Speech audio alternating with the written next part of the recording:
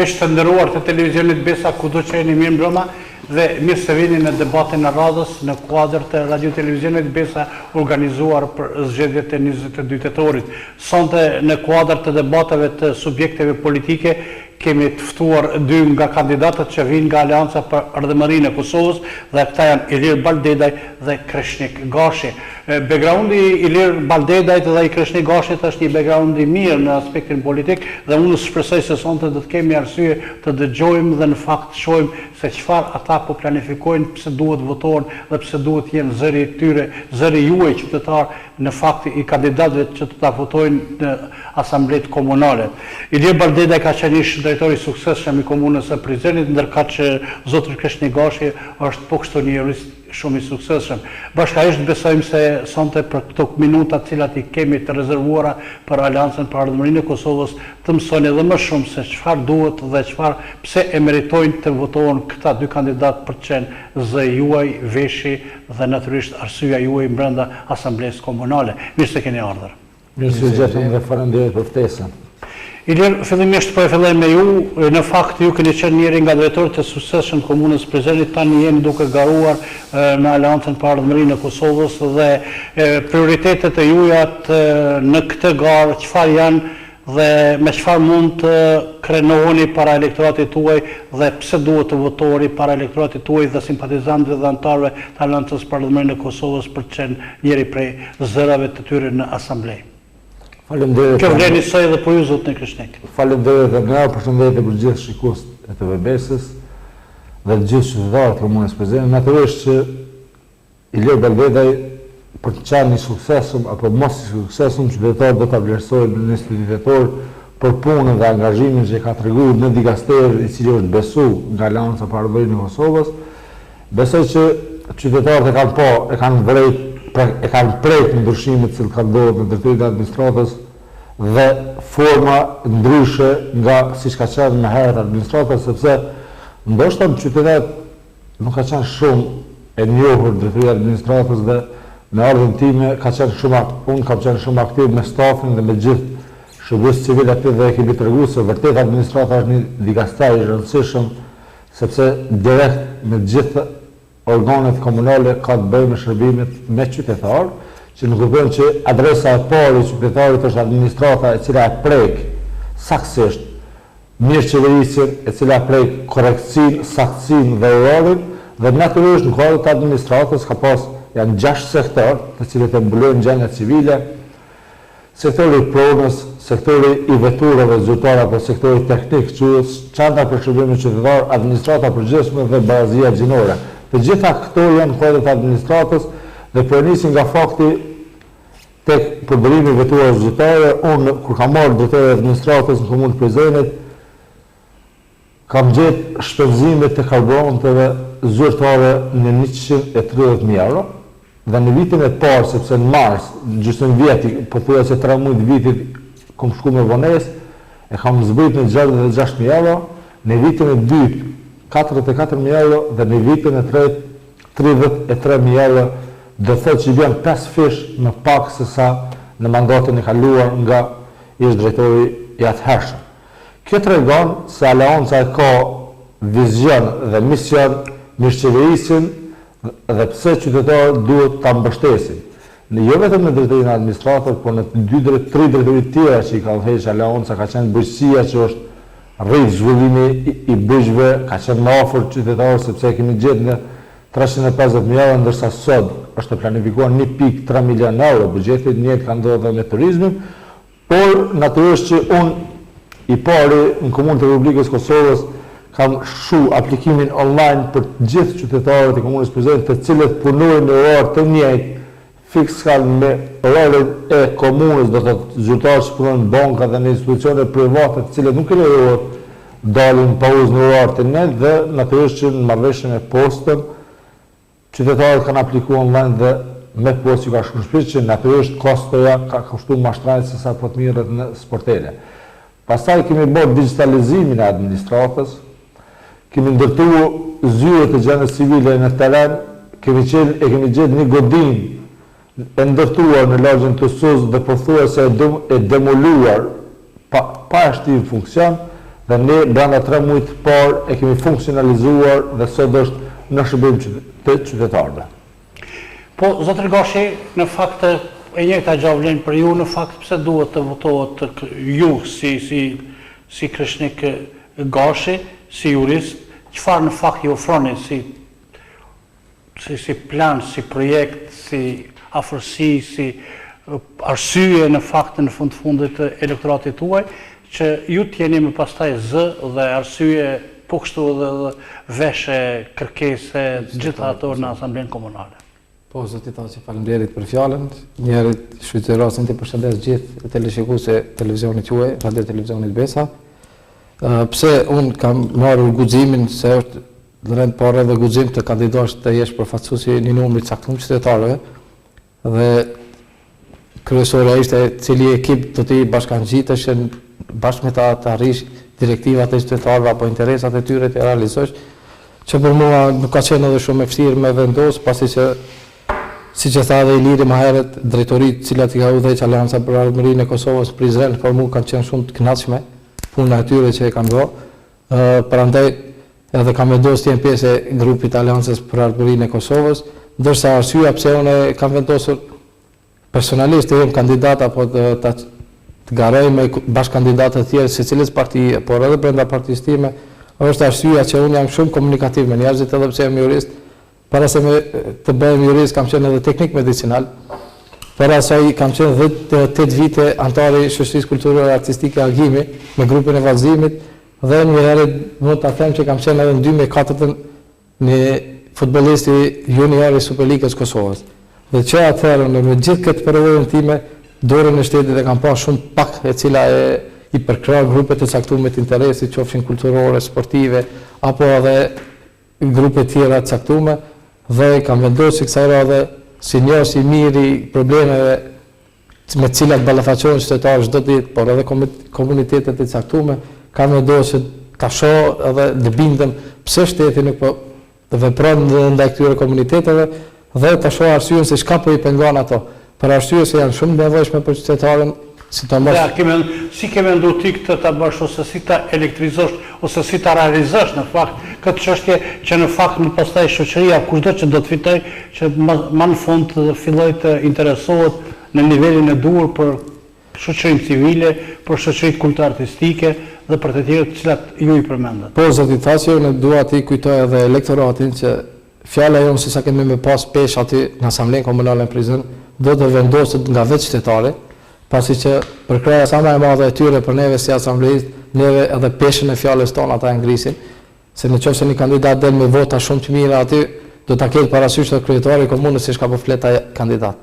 Për arsye se kanë një grup caktuar të njerëzve mbrapa që është bukur i kënaqshëm, edhe ai do të ketë kujdes për çdo kërkesë aty asambleisti apo përfaqësuesit atij komuniteti dhe do t'i marrë parasysh gjitha kërkesat që i ka. Por edhe tjetra çka është me rëndësi është se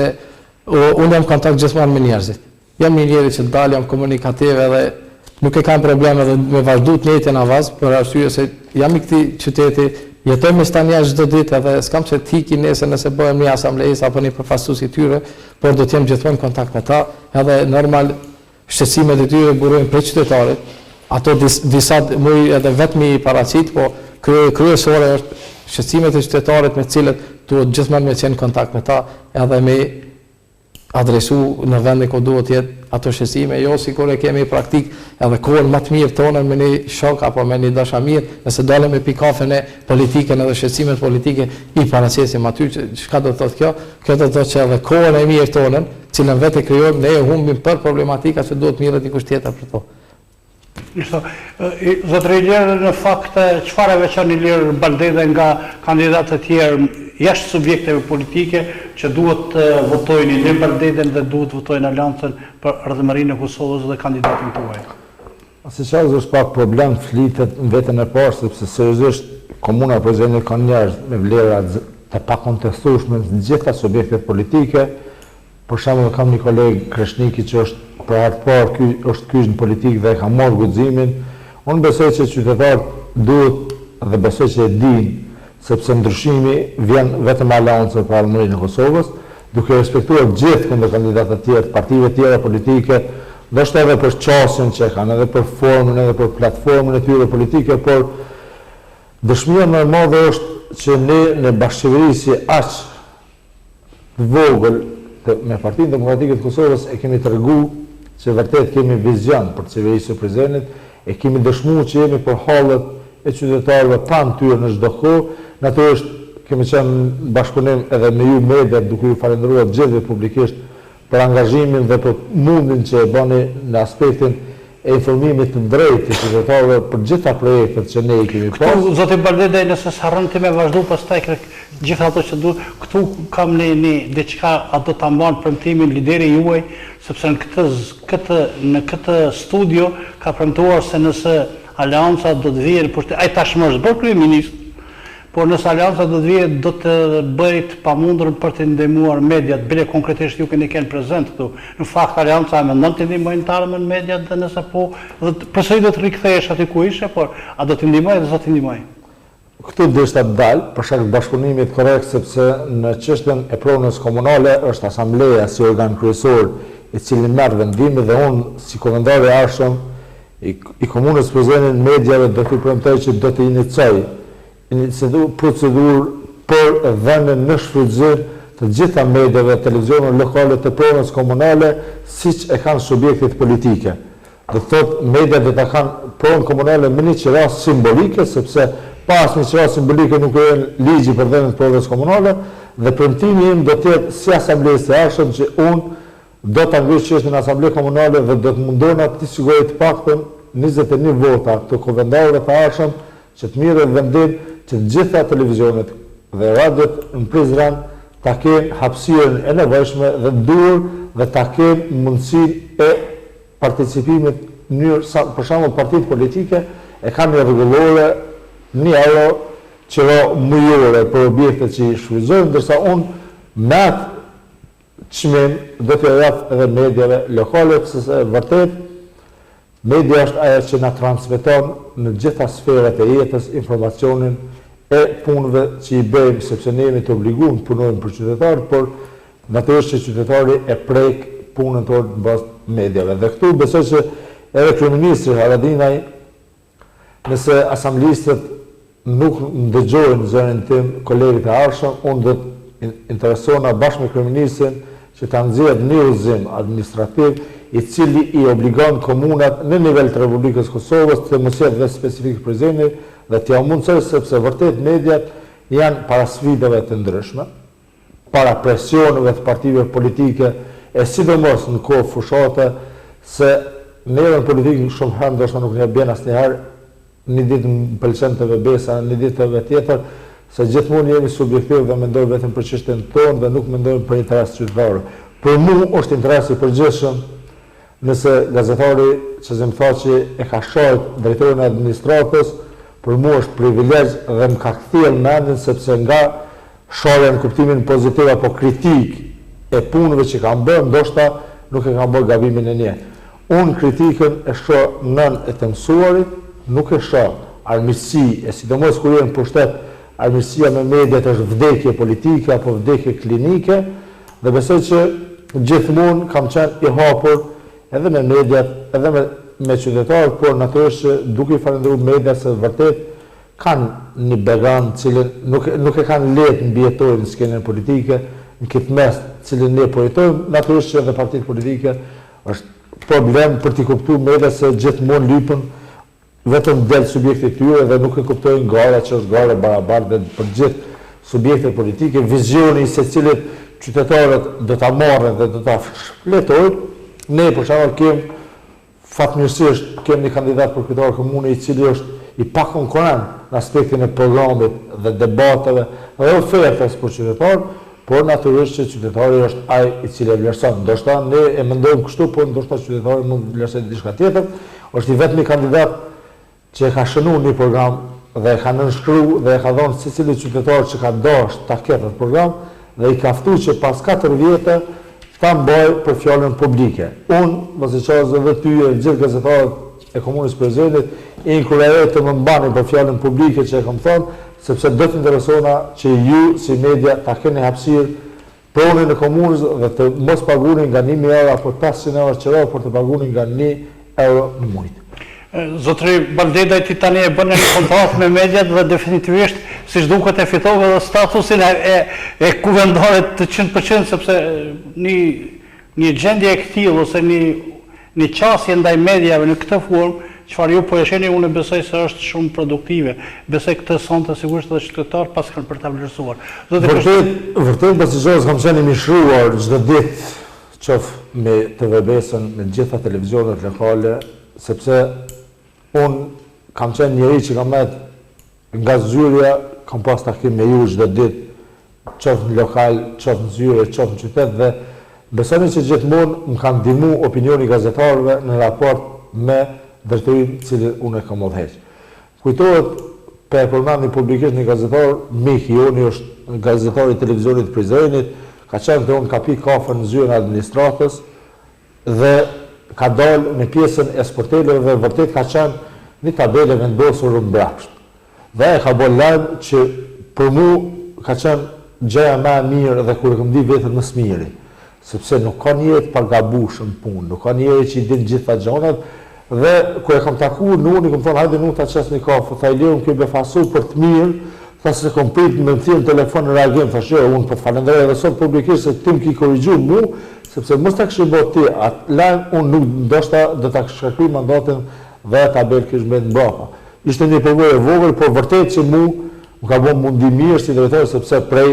një kronike të gazetarit ndoshta mund mësojmë shumë gjëra, ai që dënë mësu, se kush dënë është qështë. Po tjetër është. Përgjegjësia është individuale, nuk është kolektive. Faleminderit shumë, zotri Baldedaj. Zotri Krishnikin, në fakt, pse duhet të votojnë qytetarët Krishnikin, në fakt, për të qenë përpos që duhet të jetë një zë ose një arsye në asamble, a ka dhe diçka më shumë, ose pse e veçon diçka Krishnik gashin për të votuar?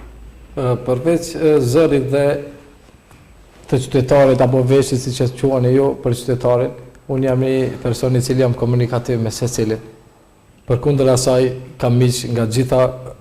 nga kandidat nga radhët e gjitha partive dhe kam përkrajnë edhe të atyre.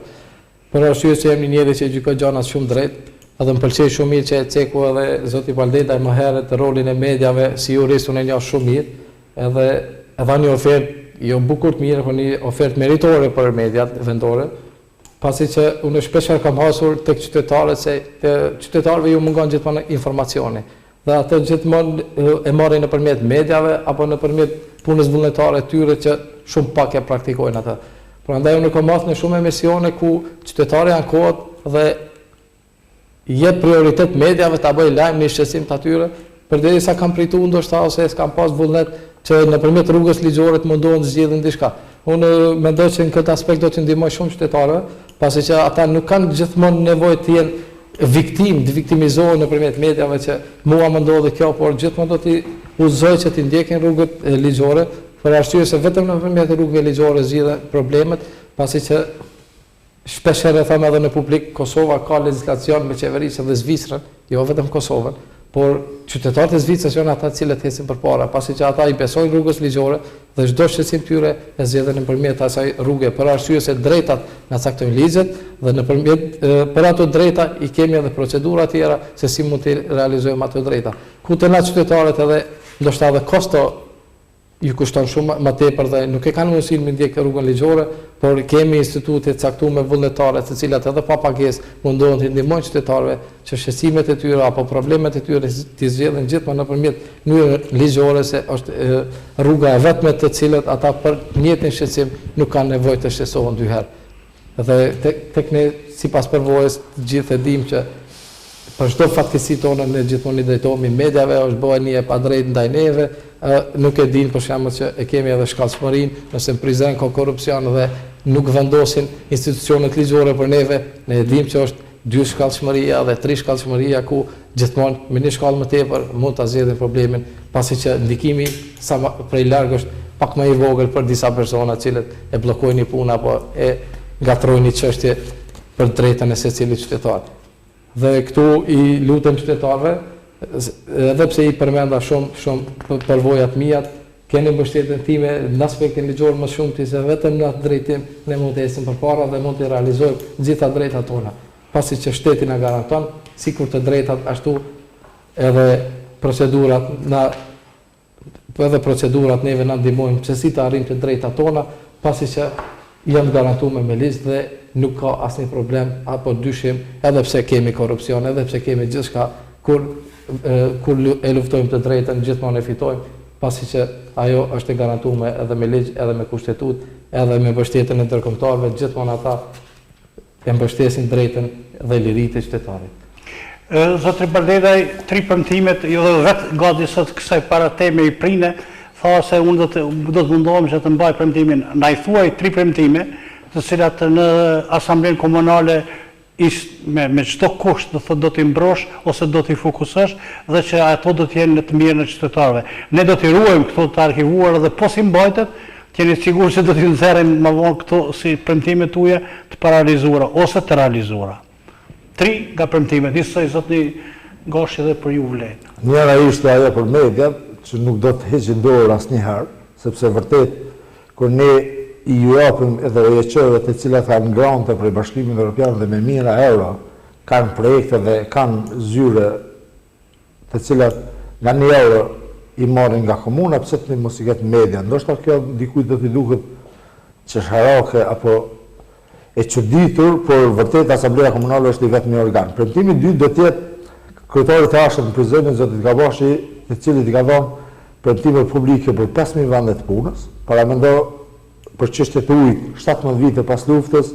akoma nuk kanë ujë të pijës, dhe premtimi i tretë do të jetë 50% e drejtorive, unë do të kërkoj që në ekzekutivën e arshëm të komunës presidentit të jetë 50% të fermave.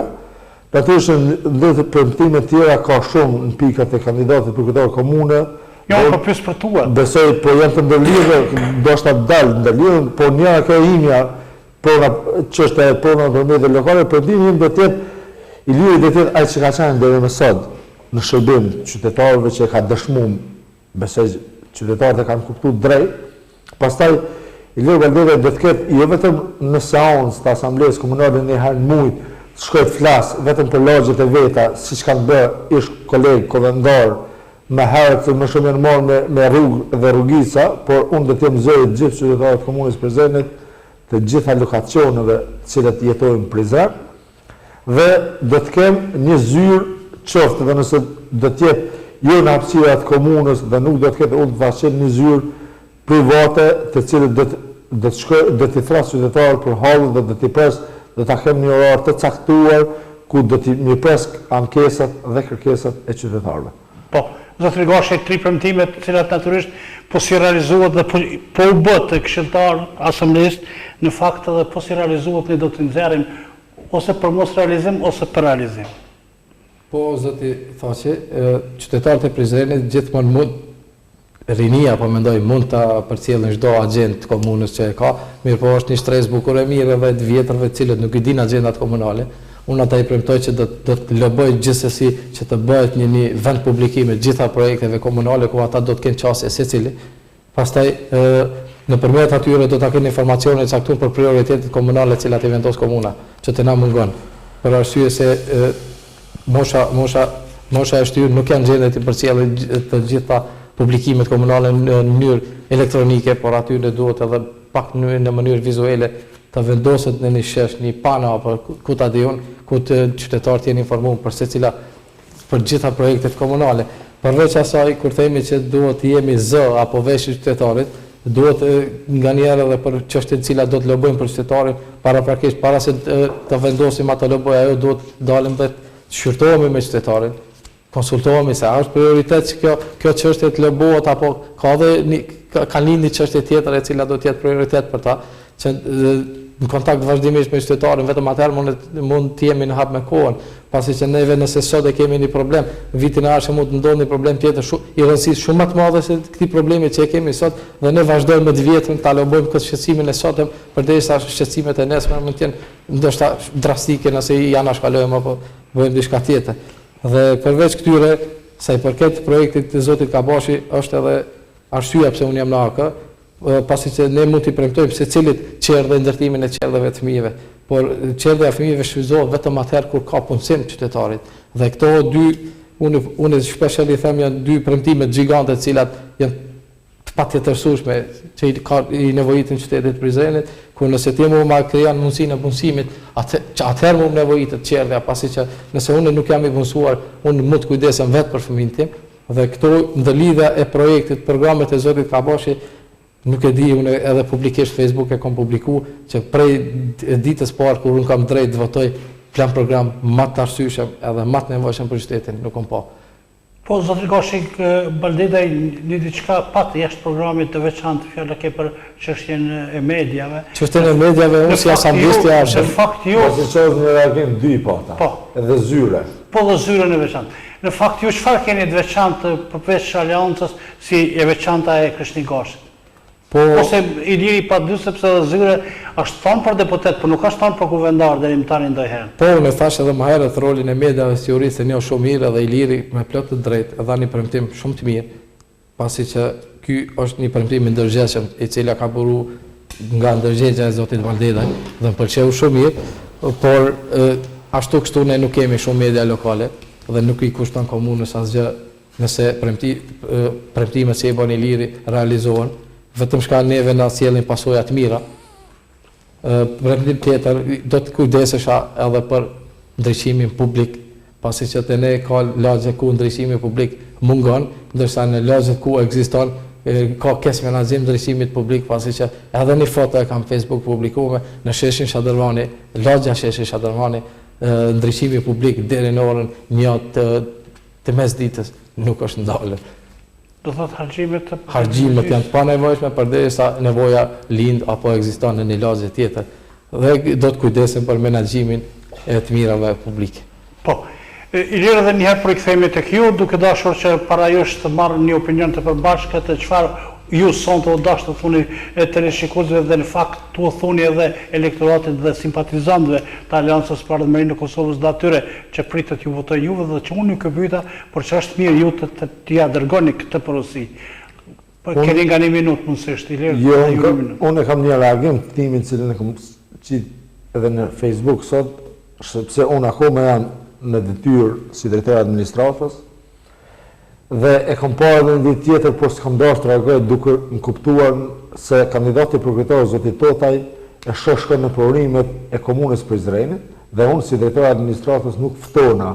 në ato provime, lind pyetja nëse protokolli i kryetarit komunës është bë protokoll i cili do qytetar mund të shkojë dhe prej shërit, cili është kontributi i zotit Çoçaj e zotit Totaj, qoftë për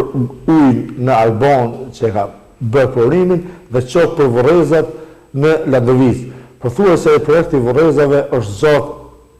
sa lufta e dytë botërore dhe asnjë argument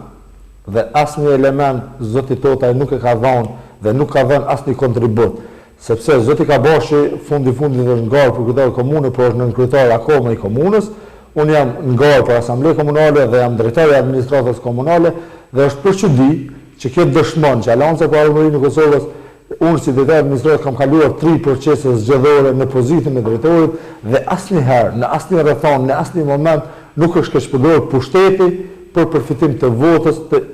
timin personale apo të kandidatëve tjerë. Dhe asnjëherë nuk janë keqpërdorur vetura zyrtare të komunës Prizrenit për fushat. Kjo mjerisht po ndodh me Partinë Demokratike të Kosovës, që për mua është nivel i ulët i zotit Totaj, i cili në debatet publike thotë që unë nuk kam të bëj me qeverisin deri tashmë të komunës Prizrenit, ndërsa shkon dhe krenohet me projektet e kryetarit aktual të komunës Prizrenit. Me veturë ke shku me veturën e vet me një polo ka shku. Sido që tjetë me veturën jo. Me veturën jo. Kanë shku të tjerë me veturë zyrtare.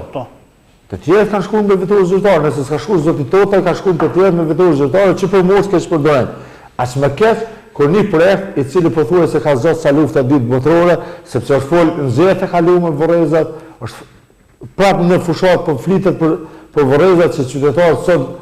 nuk përshkojnë në vorrezat të cilit është mjerimi më i madh. Edhe prandaj ky ka qenë reagimi im, sepse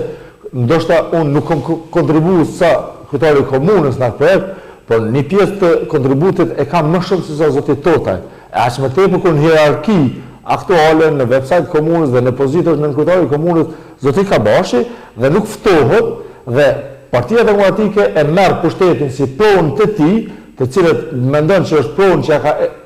e ka marrë nga gjyshët, apo së tërë gjyshët e tyre dhe mendojnë që ato fundit, as Ilir Baldedaj, as Luzim Kabashi, as Ramadan Munja, as Shaqir Tota nuk i kanë nxjerrë ato mjetën nga paret, nga gjepi i tyre, por ato janë taksat qytetarëve të Komunës Prizrenit, janë të mijat, janë të Kreshnikut, janë të Qazimit, janë të gjithë qytetarët të Komunës Prizrenit dhe kjo është mjerimi më i madh që vërtet Partia Demokratike e Kosovës nuk është ngop me këto gjëra dhe mu çuditërisht po mbefason zoti Totaj i cili thirret si një fytyrë e re në politikë dhe vazhdon me avazin e vjetër. Sepse në debatet televizive të cilat i kemi pa ka thënë unë nuk jap llogari për qeverisit e kaluar të Partisë Demokratike dhe tani shkon në projektet të cilat i ka bë koalicioni i përbashkët, sepse nuk ka mujt as Partia Demokratike veten të bëjë as aleanca, as KDTP-ja dhe as vakate të cilët kanë qenë pjesë e qeverisës dhe as NDS-i. Sinqerisht qytetarët duhet ta kuptojnë një herë drejt. Aleanca është model për qeverisje, po flas me kompetencë dhe me përgjegjësi të plotë, si në aspektin lokal dhe për dëshmon kryeministri jonë zoti Haradinaj, i cili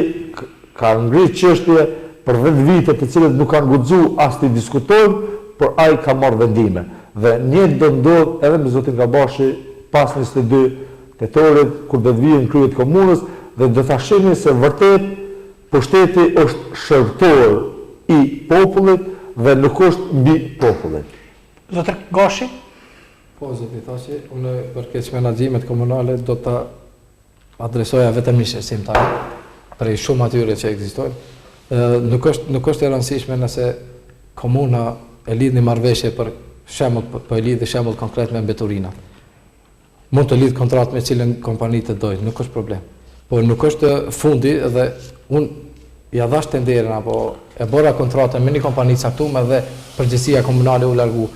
Unë do të jepsha prioritet shumë menaxhimit atyre marrëveshjeve të cilave i bën komuna e Prizrenit, pasi që edhe ju edhe unë takohemi çdo ditë në Shadrvan dhe ne e dimë që pastërtia, higjiena e Shadrvanit para orës 10-11 ditës nuk përfundon. Dhe të ne, Shadrvani është pasqyrë secili turist që vjen në qytetin tonë dhe nuk e di ndoshta ato kompanitë që i menaxhojnë mbeturinat nuk e kanë urinë që turistat flenë për hotele apo motele dhe agenda hoteleve është në orën 9, ata ta lirojnë hotelin dhe në orën 9 ata janë në rrugët e qytetit. Dhe rrugët e qytetit para orës 11:12 unë përfundojnë. Dhe këtu ne nuk e di çfarë mesazhi të mirë mundna me marr prej apo çfarë fjalë të mira mundna me marr edhe prej turistave afton, edhe pse jemi në kërkim të avancimit turizmit vendor edhe sidomos Prizrenit, i cili ka prioritetet e veta dhe ato janë natyrore normalisht dhe ne nuk jemi në gjendje të menaxhojmë ato, se të kesh turista si Prizreni, secila komunë Prizren e ka interes ta ketë numrin e saktuar turistave. Mirë, ne fatmirësisht ne i kemi një numër bukur të mirë turistave dhe t'i presim ata si ka hije që ata nesër ta japin një pasqyrë të mirë për neve, ku më shumë prapë po e them, është menaxhimi dhe të kujdesemi për ato marrëveshje apo tendere që kemi dhënë se si po menaxhohen dhe të kemi sukses. Për arsye se unë jam i sigurt që menaxhimi me Torina vazhdi të bëhet një punë shumë e madhe. Është ndjesë se secili që po mirret me ato, po do ta keni menaxher paktën më të mirë i cili edhe kohës, edhe është menaxher i kohës, në cilën kohë duhet kryen ato, edhe pse jo të shtohen edhe disa punëtorë tjerë të marrin nëse është kapaciteti i vogël, për shembull, të arrihet në kohë, pse jo të rritet edhe numri të punësuesve. Faleminderit. Mesazhi juaj zotëri Baldedaj? Dhe ju i zotër Gashi na thosh. I ftoj gjithë qytetarët e Komunës Prizrenit që me 22 tetor dalin të votojnë ashtu siç kanë votuar në të gjitha proceset zgjedhore në mënyrën më të kulturuar dhe natyrisht që është fundi i javës dhe është dita e 7 e javës, unë bëj votoni 50 dhe numrin 7. Zotëri Gashi? Po, mesazhi im për qytetarët e Prizrenit është që ta votoni numrin 29 nga radhët e Aleancës për Ardhurinë e Kosovës, por në të parë ju kërkoj ta votoni edhe numrin 50 për kryetarët komunës, pasi që me anë të kryetarit komunës zërion do të jetë shumë më i fuqishëm, pasi që ne jemi pjesë e programit Zotit Luli dhe do t'i realizojmë të gjitha pikat e programit që i ka paraqitur ai. Faleminderit, votoni numrin 29 votoni Alianca për Armërinë e Kosovës numër 29 Peshnik-Gashi. Faleminderit shumë që ishit me ne. Miq të nderuar të televizionit Besa, ky ishte debati me dy nga kandidatët e Aleancës për Ardhmërinë e Kosovës, të cilët garojnë për Asamblenë Komunale. Natyrisht bashkëbisedimi me ta pace ka pasur gjëra shumë interesante dhe ndoshta për herë të parë dulen edhe dy nga kërkesat të cilat mediat do t'i gëzojnë, sigurisht jo vetëm këtë televizion, por unë besoj se mediat e këtij qyteti do të kenë arsye sepse tani tutje një lloj kontrate zyrtare zotri Bardeda e ka bërë pikërisht me mediat, duke shpresuar se deri në emisionin tjetër të radhës ne do të jemi përsëri së bashku. Mirëmbëngjes dhe shumë të mira. Faleminderit që ishit me ne.